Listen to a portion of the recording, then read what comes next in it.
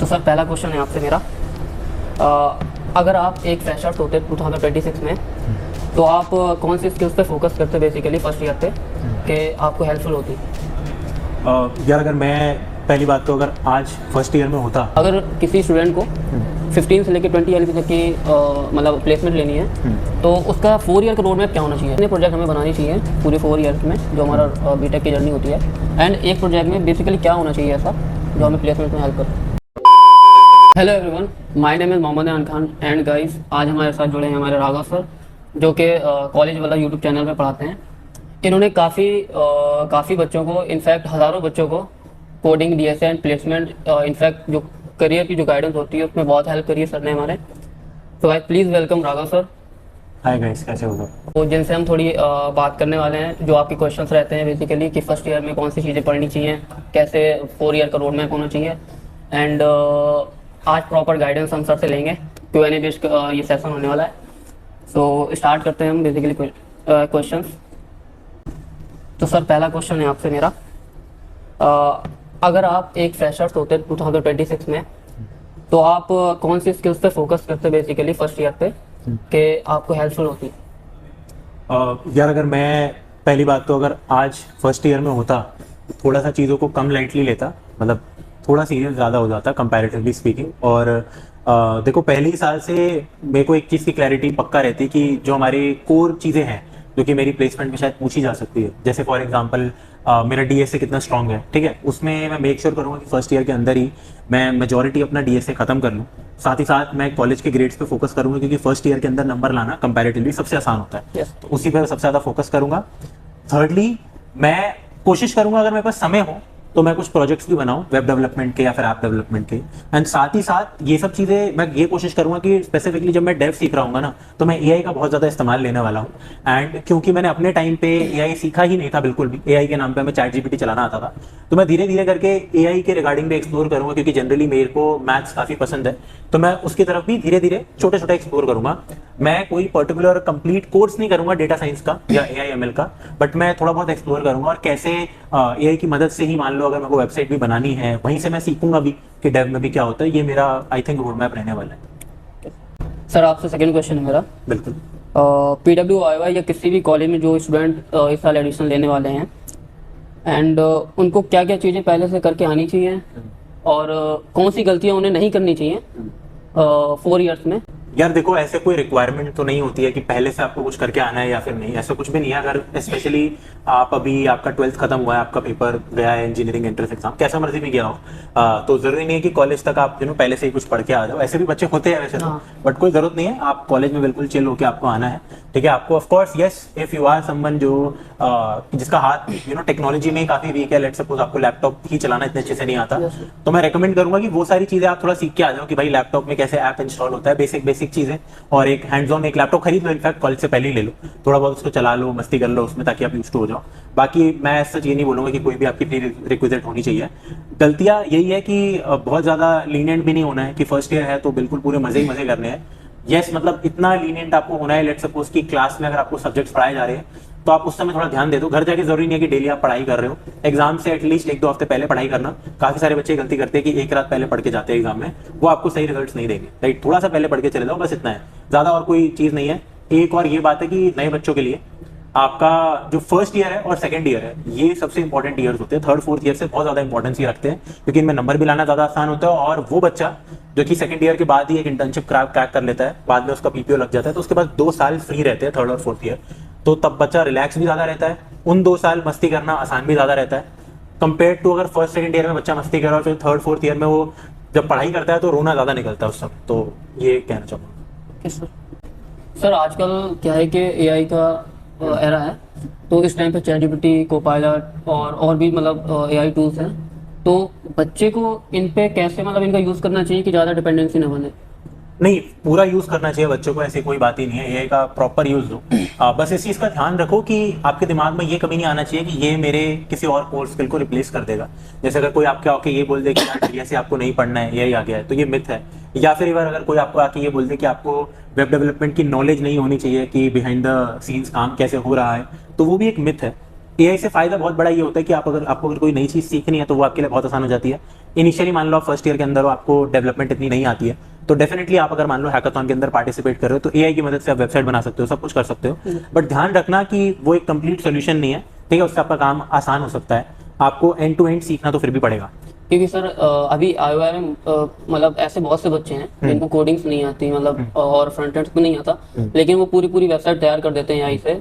तो इसका मतलब यही है कि बच्चे को पहले सीखनी चाहिए या फिर जो बना रही नहीं, चीजें? किसी भी ऑर्डर में आप सीख सकते हो। पहले अगर जैसे कि मैंने आपको बताया, अगर आपके पास समय ही नहीं है, आपका हैकाथॉन आ रहा है कोई, आप कुछ और सीख रहे हो, तो उस समय एआई की मदद से बना लो, ठीक है। थोड़ा थोड़ा अगर उसी समय आप सीखते रहो धीरे धीरे, और भी अच्छा है कि चीजें कैसे काम कर रही है। सर एक और क्वेश्चन है मेरा, अगर किसी स्टूडेंट को 15 से लेकर 20 ईयर तक की मतलब प्लेसमेंट लेनी है, तो उसका 4 ईयर का रोड मैप क्या होना चाहिए? यार कोई भी इस बात की गारंटी नहीं दे सकता कि आपका 15 से लेकर 20 लाख का ही पैकेज लगेगा, ठीक है। भले ही जॉब आपकी 5 लाख की हो या 50 लाख की हो, रोड मैप तो सेम ही रहता है, ठीक है। सबको पता है अगर कंपनी आपको क्रैक करनी है, आपको डीएसए आना चाहिए, आपके प्रोजेक्ट स्ट्रांग होने चाहिए, आपकी सीजीपीए अच्छी होनी चाहिए। एडिशनली अगर आपको थोड़ा बहुत सिस्टम डिजाइन भी आता हो, आपने एआई एमएल में कुछ काम कर रखा हो तो और भी अच्छा है। बट यही मोटी मोटी स्किल्स रहती है, चीजें रहती है जो कि आपको आनी चाहिए। अब वो बच्चा जो इस चीज को बहुत लेट सीखता है, कम सीखता है, हो सकता है उसका 5 लाख का पैकेज लग जाए। वो बच्चा जो इस चीज को स्टार्टिंग से ही सीख के चलता है, धीरे धीरे करके सब कुछ पढ़ लेता है, उसका अच्छा पैकेज लग जाता है। तो ऐसे कोई वो नहीं है कि 15 से 20 के लिए आपको अलग प्रिपरेशन करनी है, उससे में अलग करनी है, प्रिपरेशन तो सेम ही रहती है। बनाते हैं प्रोजेक्ट वगैरह बनाते हैं, तो उसमें मतलब कितने प्रोजेक्ट हमें बनानी चाहिए पूरे 4 ईयर्स में जो हमारा बीटेक की जर्नी होती है?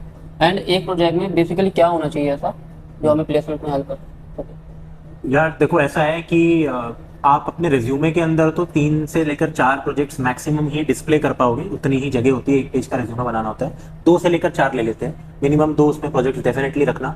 अगर मान लो ऐसा सिचुएशन हो जाता है कि आपके कॉलेज के विदिन एक अच्छी खासी टेक इंटर्नशिप लग गई, एंड तो उसके बाद क्या होता है कि आप एक प्रोजेक्ट भी अगर रखोगे वहां पे तो वो सही रहेगा। बनाने कितने हैं यार, वो तो आप कितने भी बनाओ, आप सीखोगे हर प्रोजेक्ट से कुछ ना कुछ एक। स्टार्टिंग में तो ऑब्वियसली हम सभी क्लोन्स बनाते हैं वेबसाइट्स के, एग्जिस्टिंग प्रोजेक्ट को ही कॉपी करते हैं, हम सीखते हैं कि उसके अंदर क्या चल रहा है, फिर जाके सोच सकते हैं कि खुद से हम क्या कर सकते हैं। खुद से ऐसा कोई प्रोजेक्ट जो कि यार इम्पैक्ट डाले ना, देखो आज के टाइम पे हार्डली ऐसी कोई चीज है जो कि दुनिया में नहीं है। मतलब आप ऐसा कुछ अलग सा आप नहीं हो सकता कि आप सोचो और दुनिया में कोई और इंटेलिजेंट बच्चा बैठा हो वो ना सोच पाए।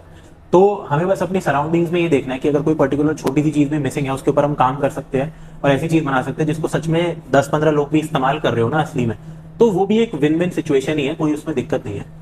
जनरली पता है क्या होता है, अगर आप ज्यादा से ज्यादा, मैंने ये देखा, मैंने तो ये चीजें मिस की थी कॉलेज में, बट अगर आप ज्यादा से ज्यादा हैकाथॉन्स में पार्टिसिपेट करोगे ना, तो वहां खुद ही आपको एक प्रॉब्लम स्टेटमेंट्स दी जाती है काफी सारी, तो उनमें से अगर किसी चीज में आपने अच्छे से काम कर लिया तो वही आपका एक बढ़िया प्रोजेक्ट बन जाएगा। एक एडवाइस मेरी यहाँ पे डेफिनेटली ये रहेगी कि यार सबसे बढ़िया प्रोजेक्ट जनरली वही रहते हैं जो कि 4 से 5 लोग मिलके बनाते हैं। और फायदा क्या होता है कि आप रेज्यूमे के अंदर तो पूरा ही प्रोजेक्ट को मेंशन करते हो, ठीक है, तो ये बहुत बड़ा फायदा आपके लिए रहता है, प्लस ज्यादा लोग ज्यादा अच्छे से भी एग्जीक्यूट कर पाते हैं। एक और क्वेश्चन है मेरा कि जो नेटवर्किंग होती है एंड कम्युनिकेशन स्किल होती है वो हमारे प्लेसमेंट्स में वो हमें कैसे हेल्प करती है? नहीं, बहुत ज्यादा हेल्प करती है। अगर मैं कम्युनिकेशन स्किल्स की बात करूं तो ऑफ कोर्स वो सिर्फ इंटरव्यू में ही काम आएगी तुम्हें लास्ट में जाके, but again that is also a very very very big thing. मतलब this is a fact कि people judge other people on the basis of their looks, on the basis of what how they talk, yes, and how they are actually in front of them at that point। उस समय आप उनके सामने कैसा behave कर रहे हो, आप कितने अच्छे से अपनी बातों को रख पा रहे हो, बोल पा रहे हो, ठीक है, वो सब मैटर बहुत ज्यादा मैटर करता है। तो definitely you should work on those things in interview itself. But yes, of course उससे ज्यादा आपके टेक्निकल स्किल्स ज्यादा ही मैटर करते हैं, क्योंकि अगर वही आपके अच्छे नहीं है तो वहां तक तो आप पहुंच ही नहीं सकते। तो कम्युनिकेशन स्किल्स का तो ये रोल है। दूसरी चीज आपने क्या पूछी थी? नेटवर्किंग। हाँ देखो, नेटवर्किंग ऐसी चीज है, नेटवर्किंग से मेरा आई थिंक मैं ये अज्यूम कर रहा हूँ कि इंजीनियर्स के साथ आप टच में हो या नहीं हो, तो डेफिनेटली देखो एक ऐसा, अगर आप एक ऐसे कॉलेज के अंदर हो जहाँ पे अच्छी कंपनीज बाय डिफॉल्ट आती है तो आपको बहुत ज्यादा रिक्वायरमेंट नहीं रहती है, क्योंकि आपके ऑन कैंपस प्लेसमेंट लगने के प्रोसीजर के अंदर ना नेटवर्किंग का कोई ऐसा रोल नहीं रहता है। बट अगर आप ऑफ कैंपस के लिए ही प्रिपेयर कर रहे हो, जो कि मैक्सिमम बच्चे करते हैं बाद में जाके, तो वहां पे सिंपल सी बात यार ये रहती है कि देखो लाखों बच्चे सेम जॉब के लिए अप्लाई कर रहे हैं, ठीक है, हजारों भी नहीं लाखों बच्चे अप्लाई कर रहे हैं। और ये जो पूरा प्रोसेस है ना अप्लाई करने का, इसके अंदर ना सिर्फ बहुत तगड़े बच्चे भी आएंगे जो आपसे बेटर होंगे और आपके ऊपर एक एज रखेंगे, बट बहुत ज्यादा अनफेयर भी चीजें होती है जो कि आउट ऑफ लक भी हो जाती है कभी कभी, तो हमारा उसके ऊपर कंट्रोल नहीं होता, अनकंट्रोलेबल चीजें बहुत सारी हो सकती है। तो एक अगर मान लो आप एक ऐसे इंसान को जानते हो जो ऑलरेडी एक अच्छी कंपनी में काम करता है, लेट सपोज अगर मैं अपना एग्जांपल दूं, मेरे एक बड़े भाई है जो कि गूगल में काम करते हैं, कल को मान लो मेरे को वहां जाना है, तो मैं सीधा सबसे पहले उनसे कांटेक्ट करके रेफरल लूंगा ना, Yes, sir. ठीक है, जिसकी श्योरिटी मिल सके। अब नॉट जस्ट भाई, जरूरी नहीं है कि हमारे घर वाले ही कहीं ना कहीं इंजीनियरिंग में हो, और कभी कभी हमारे दोस्त होते हैं, कभी कभी वो भी नहीं होते। तो नेटवर्किंग का मतलब ही यही है कि आप ऐसे ज्यादा से ज्यादा लोगों को अगर जानते हो, पर्सनली जानते हो और अच्छे से, और हो सकता है उनकी आपने मदद की हो, कभी टेक्निकल चीजों में ही मदद की हो या उनके अंडर रह के कुछ सीखा हो डेफिनेटली, तो आपको काफी ज्यादा हेल्प मिल सकती है। They can actually provide you referrals. Guarantee नहीं मिलती है जॉब की, बस यस बेटर हो सकता है। प्लस ऑल्सो कुछ ऐसी चीजें होती है, अब जैसे आप मुझसे गाइडेंस ले रहे हो या फिर मुझसे पूछो कि क्या क्या पढ़ना है आपको प्लेसमेंट के लिए, तो टेक तो यार डेली इवॉल्व कर रहा है, डेली चेंज कर रहा है। Yes, sir. हो सकता है कि यार 100% नॉलेज तो मुझे भी नहीं होगी, राइट? और इंडिविजुअली पर्टिकुलर कंपनीज में क्या क्या एक्स्ट्रा और पूछा जा सकता है या क्या क्या ज्यादा वेटेज होल्ड करता है, वो भी चीज मुझे एग्जैक्टली नहीं पता है। मैं तो एक ओवरव्यू दे पा रहा हूँ यहाँ पे। तो जब आप नेटवर्किंग बना के रखते हो किसी ऐसे इंसान के साथ, तो उसको क्लैरिटी भी रहती है कि यार कौन से रूल्स मेरी कंपनी में भी खाली है, एग्जैक्ट पता होता है उसे, और मेरी कंपनी एग्जैक्टली क्या चीजें पूछ सकती है, जिससे आपकी प्रिपरेशन थोड़ी ज्यादा स्मूथ हो सकती है। जैसे अगर मान लो आप क्लास 12th 11th में हो, तो आप इंपॉर्टेंट क्वेश्चंस पूछते थे कभी मैम से या उनसे, तो ये Yes, उसकी sir. तरह हो गया। सर जैसे कोई स्टूडेंट है, न्यू स्टूडेंट है जैसे, और एडिशन मतलब स्टार्टिंग में वो बहुत सी चीज़ें करता है, मतलब कॉलेज में आके बहुत सब्जेक्ट पढ़ने होते हैं, तो एक स्टूडेंट को मतलब बेसिकली कौन सी स्किल्स पे फोकस करना चाहिए फर्स्ट ईयर में आके? फर्स्ट ईयर में तो यार मैंने जैसे कि बताया, मेरा रिकमेंडेशन ये रहता है कि अगर आपको मतलब डीएसए ठीक समझ भी आ रहा है तो यार गो फॉर इट, उसको फर्स्ट ईयर में ही खत्म कर दो।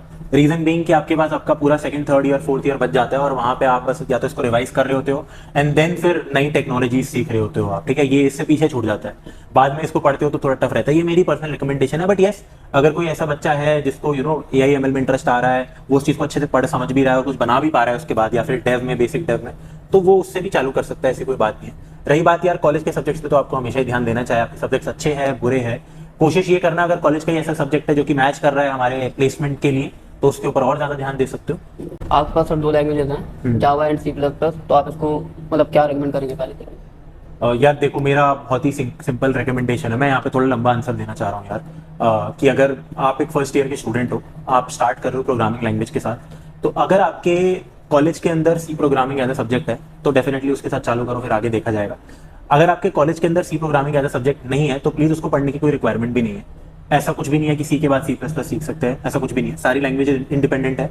और रही बात अब आपको कौन सी लैंग्वेज से स्टार्ट करना चाहिए, तो मेरा यहाँ पे बहुत ही सिंपल रिकमेंडेशन है। लेट सपोज आप डीएसए पढ़ रहे हो और आप मुझसे पढ़ रहे हो और आपने देखा कि यार अच्छा ठीक है राघव भैया का कोर्स आ रहा है C++ का, go for that without any कुछ और सोचो। अगर आपको ये लगता है कि मैं अच्छा पढ़ा रहा हूँ, अगर आपको लगता है कि मेरे अलावा कोई दूसरा टीचर है वो जावा में पढ़ा रहा है बट वो मुझसे बेटर लग रहा है आपको, तो गो फॉर जावा। तो टीचर के बिहाफ पे आप चूज करो। हाँ, डेफिनेटली ये नहीं होना चाहिए कि आपकी पहली प्रोग्रामिंग लैंग्वेज रूबी है या फिर कॉटलिन है, जो कि अभी आपको पता भी नहीं है, ठीक है? जो बहुत ही स्टैंडर्ड चीज है जिसमें आपको रिसोर्सेज मिल रही है, सामने क्लियरली एक बंदा दिख रहा है जो कि आपको उस चीज में पढ़ा रहा है, गो फॉर इट। ऐसा कोई किसी से बेटर या कम नहीं है, कोई लेना देना नहीं है इसका, क्योंकि ले दे के जब आप कंपनी के अंदर काम करने जाओगे तो हो सकता है वहां कोई 10वीं लैंग्वेज हो, तो हो सकता है आपको वापस से पढ़नी ही पड़े थोड़ी बहुत। तो इससे ऐसा कोई वो नहीं है। क्वेश्चन है मेरा कि डीएसए या डेवलपमेंट? भाई दोनों ही है, मतलब मैं प्रेफर करता था डीएसए को क्योंकि मेरे को समझ आता था, बट दोनों ही बहुत बहुत ज्यादा इंपॉर्टेंट है। मैं थोड़ा सा ये बोलूंगा कि हाँ, ऑन कैंपस प्लेसमेंट के लिए थोड़ा डीएसए को एज दूंगा ज्यादा प्रिपेयर करने के लिए, और ऑफ के लिए डेव को थोड़ा ज्यादा। सर इंटर्नशिप या ओपन सोर्स? यार ओपन सोर्स काम करना भी एक तरीके से, मतलब if you are getting paid for that is very nice, better than internships. Internship generally वही चूज करना जो आपको सिखा रही है और टेक के अंदर इंटर्नशिप्स हो। Sir CGPA skill? GPA versus skill, again यार दोनों ही चीजें इंपॉर्टेंट है। वैसे स्किल्स थोड़ा ज्यादा इंपॉर्टेंट है in the long run, but unfortunately अभी भी कॉलेजेस के अंदर सीजीपीए पूछा जाता है यार। स्टार्टअप या जॉब? स्टार्टअप में भी जॉब ही मिलती है यार, या खुद का स्टार्टअप कह रहे हो बनाना? खुद का स्टार्टअप। देखो मैं तो इनिशियली जॉब को ही प्रेफर करूंगा फिर, क्योंकि एकदम से स्टार्टअप तब आपको बनाना चाहिए जब आपने 2-3 साल काम कर रखा हो कम से कम, उससे पहले बनाना तो टेक में तो एटलीस्ट इज नॉट रिकमेंडेड मेरे एंड से। सर कोई एक ऐसी स्किल बताओ जो एवरी स्टूडेंट को मतलब आना ही चाहिए। एआई, एटलीस्ट मतलब not exactly the depth of AI but using AI to learn anything, AI tools I would say. Sir एक मेरा ये लास्ट क्वेश्चन है, जो अभी स्टूडेंट आईओआई में आने वाले हैं तो उनके लिए कोई ऐसी एडवाइस जो उनके पूरे करियर को 4 ईयर की जो बीटेक जर्नी है वो उसमें थोड़ा इम्पैक्ट डाले और उनका अच्छी एक स्टार्टिंग पॉइंट हो उनके लिए? यार यहाँ पे तो पर्टिकुलरली क्योंकि आप लोगों के सब्जेक्ट बहुत रेलिवेंट है तो क्लासेस में ध्यान दो बस, और जो वो जनरली टीचर्स कह रहे हैं उस तरफ जाओ। आपको और कुछ करने की यहाँ पे एटलीस्ट जरूरत नहीं पड़ेगी। Sir for the conversation, I hope इससे जो भी स्टूडेंट आने वाले हैं या फिर कहीं और एडिशन लेने वाले हैं उनको थोड़ी क्लैरिटी मिली होगी या फिर आई थिंक सारी मिल गई होगी। So thank you sir for the conversation. Thank you. So I hope guys आपको ये वीडियो पसंद आई होगी एंड जो भी अगर और भी क्वेश्चन जैसे मुझसे रह गए हो तो आप कमेंट कर देना, तो मैं उनकी भी आंसर्स आपको प्रोवाइड करा दूंगा। एंड गाइज अगर वीडियो पसंद आई तो वीडियो को एक लाइक कर देना गाइज एंड चैनल को सब्सक्राइब कर लेना। एंड गाइज IOI का रजिस्ट्रेशन ऑलरेडी स्टार्ट है, अगर आप ये कोड यूज़ करेंगे मेरा तो आपको 500 की का 49 रुपीज़ में आपका रजिस्ट्रेशन हो जाएगा। तो गाइज मिलते हैं नेक्स्ट वीडियो में।